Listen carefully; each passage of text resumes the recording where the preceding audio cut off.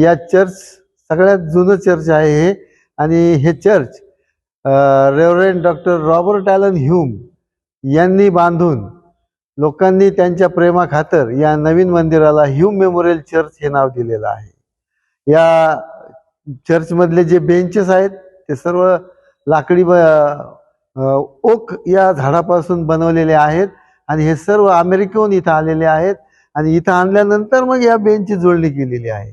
1914 साली सॅक्रमन नावाच्या गृहस्थांनी या चर्चला एक घंटा दिलेली आहे, भेट म्हणून दिलेली आहे। आणि ही घंटा सहसा आता आम्ही वाजवित नाहीत, कारण सध्या शेजारी हॉस्पिटल आहे आणि त्याच्यामुळं आम्ही ती घंटा वाजवित नाही। आणि यापूर्वी ह्यूम साहेबांच्या मनात जे आलं की हे चर्च बांधावं, त्याचं कारण असंच आहे की नगरमधल्या हातमपुरा भागात धरती चौकात जुनं मंदिर आहे की तिथं घंटा वाजते। ते चर्च लहान पडायला लागलं, सभासदांची संख्या वाढायला लागली, त्याच्यामुळं हे नवीन मंदिर बांधलं।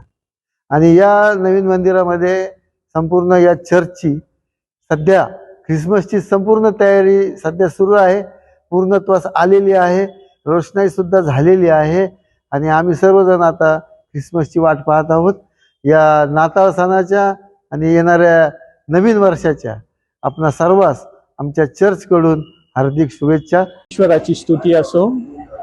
आज 25 डिसेंबर, देवाच्या प्रियजनांनो, ख्रिसमस हा सण पूर्ण जगभरामध्ये पाळला जातो। आणि ह्या ख्रिसमसचं वैशिष्ट्य काय आहे तर प्रभू येशू ख्रिस्त 2000 वर्षापूर्वी या जगामध्ये आला, आणि मनुष्याची जी मनशांती हरवली होती, मनुष्याच्या जीवनामध्ये सुख चैन जे सर्व हरवलं होतं ते घेऊन प्रभू येशू ख्रिस्त या जगामध्ये आला। आणि प्रभू येशू ख्रिस्त म्हणतो, मी तुम्हाला शांती देतो, आणि ती शांती म्हणजे जग देतो ती शांती देत नाही, तर आत्मिकरित्या जगामध्ये निरनिराळ्या गोष्टी आहेत, पण प्रभू येशू ख्रिस्त आत्मिक शांती, आत्मिक आनंद आणि आत्मिक सर्व गोष्टी तो आमच्या जीवनामध्ये पूर्ण करतो।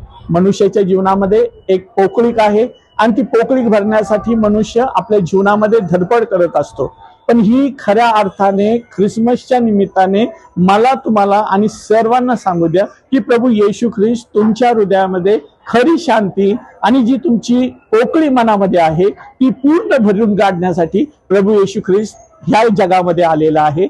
आणि म्हणूनच आज जगामध्ये ख्रिसमस हा पाळला जातो, आणि म्हणूनच तुम्ही जे सर्व जण ऐकत राहिलेले त्या सर्वांना आमच्याद्वारे ह्या ख्रिसमस निमित्त खूप खूप शुभेच्छा। देवबाप तुम्हाला आशीर्वाद देव। थँक्यू।